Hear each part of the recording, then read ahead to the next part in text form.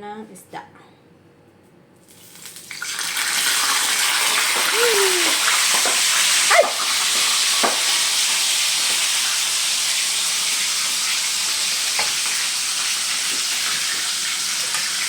Pansik eh.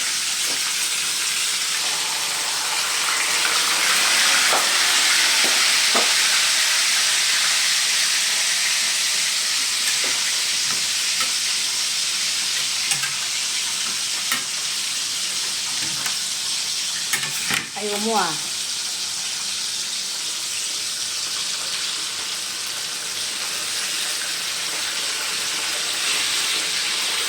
Ayan.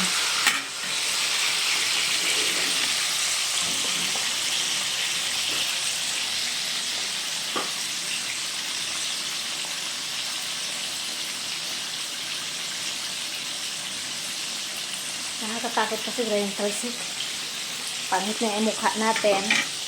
Katalsikan pa ng mantika. Problema ko, wala palang gas. Paano na kaya to? Hindi ako marunong mag-ayos ng gas. Paano na ba to? Wala. Wala talagang gas.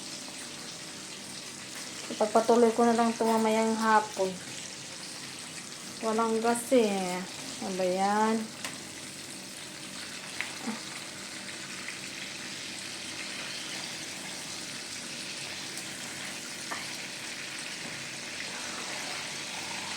Ayan.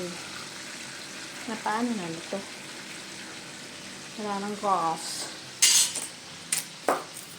Patay na dito. Patay na. Patay na ito. Wala namang gas. Ang ending, dahil wala nang gas, continue na lang natin mayang gabi. Dyan lang muna. Pag may maglagay ng gas, ayun. Pag wala, kailan ko kay Emma, ang hirap naman.